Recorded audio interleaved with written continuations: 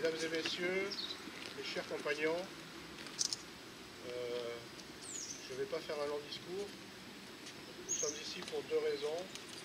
La première, c'est de rendre hommage à nos grands anciens du 41e régiment d'infanterie, auquel nous assistons, nos grands anciens du 241e régiment d'infanterie, son régiment de réserve. Les camarades étaient à Verdun à partir de la fin du mois de juin, durant une dizaine de jours. Un centenaire, ça se commémore de façon digne, alors nous serons dignes aujourd'hui. Pour vous brosser rapidement l'histoire du 41e régiment d'infanterie, c'est un vieux régiment d'infanterie qui a été créé il y a déjà fort longtemps, qui a combattu au Canada, qui a combattu en Autriche, qui a combattu en Prusse, qui a combattu en Italie, qui a combattu sous les ordres de Napoléon III, qui est arrivé dans ce casernement de Rennes à la fin des années 1800, et qui a participé à la totalité de la Grande Guerre. Pour mémoire, il est recensé à l'heure actuelle aux environs de 4500 morts pour la France, pour le régiment. Il a connu le choc de 1940, il s'est regroupé, il a combattu, il s'est retrouvé en zone sud et a été dissous lorsque les Allemands ont passé la ligne de démarcation. En 1944, les maquis du Morbihan, aidés par les SAS français qui avaient sauté sur le Morbihan le 5 juin, ont livré les combats sur Saint-Marcel. C'est le point de départ de l'histoire dite moderne du 41, qui fut reformée grâce au maquis de Saint-Marcel et qui est ensuite parti combattre sur la poche de Lorient en 1945. Il a été en occupation en Allemagne, puis ensuite est revenu ici, a servi de dépôt pendant les guerres dites coloniales, s'est retrouvé encaserné à la Landouée où sa mission de guerre fut la préservation de la force océanique stratégique des sous-marins nucléaires de l'île Longue, afin de minimiser les coûts et de mettre le régiment au plus près de son action. Il a été affecté dans la commune de Dinéol, à côté de Châteaulin, dans le Finistère. Et c'est là qu'il a servi pendant 20 ans. C'était le seul régiment d'infanterie qui avait la même mission de guerre que la même mission de paix. Nous connaissions parfaitement le terrain. Il était adapté aux fantassins bretons que nous avions. Il était également parti en opération extérieure. Il avait déjà depuis un moment, depuis le temps de la Landouée, l'habitude de fournir des compagnies qui partaient en mission de courte durée en Nouvelle-Calédonie. C'est ainsi que, sur les missions extérieures, il a combattu au sud du Liban, il a combattu au Cambodge, il a combattu en Bosnie, et en 1999, il a été sacrifié sur l'autel.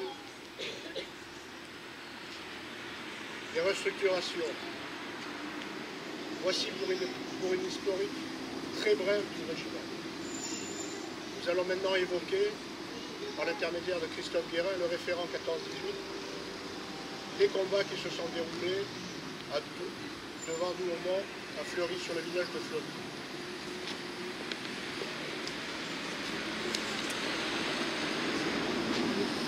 Au mois de juin 1916, le 41e et 241e RI font partie de la 131e division. Ils sont stationnés dans le secteur de l'Argonne, au niveau du four de Paris. À la demande du général Mangin, alors que les deux régiments étaient prévus pour aller combattre dans la Somme, les deux régiments rennais partent dans le secteur de Verdun, plus précisément du côté de Fleury de Mandou-Aumont et le ravin des Villes. Arrivé le 26 juin, en reconnaissance du secteur, les combats vont commencer à partir du 27 à 4h30, précédés par des tirs d'artillerie. Les deux régiments seront relevés les 4 et 5 juillet, après de nombreuses pertes. Entre les morts, blessés et disparus, les deux régiments vont perdre près de 2000 hommes. pour 10 jours de combat.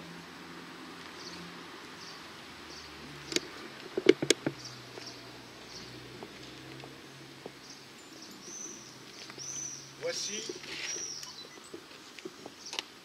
à quoi ressemblait un fantassin de la Grande Guerre, la tenue 1916. Tout à fait. Voilà comment le poilu du 41e RI était équipé.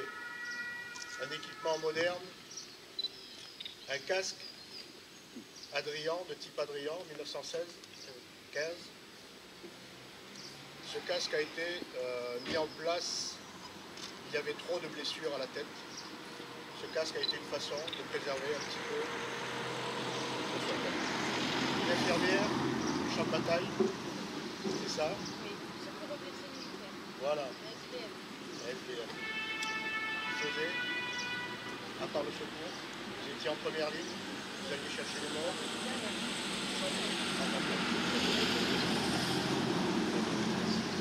Et une future petite infirmière du champ de bataille. C'est ça. Bon.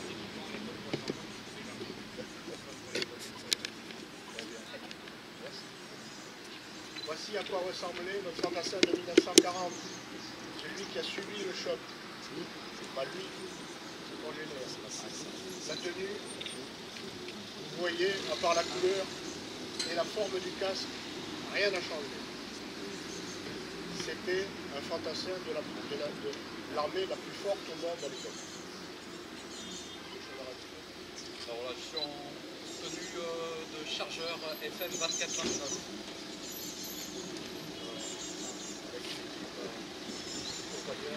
De chargeurs qui sont aidés de l'USM et des groupes de combat de 7 soldats. Bien. Nous allons maintenant procéder au dépôt des gerbes. Pour l'ensemble, garde à vous.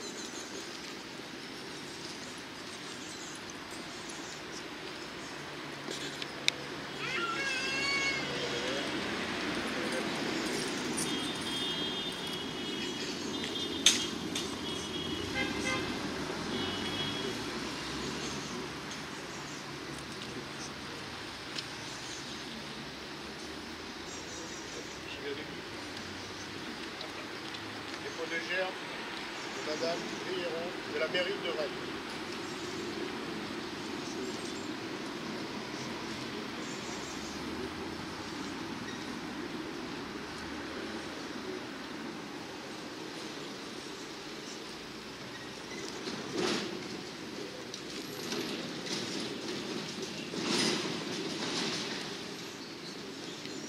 Dépôt de gerbes de l'amicale du 41e RI par Monsieur le colonel Demoustier, dont le grand-père fut tué le 4 octobre 1914 à la côte de 59.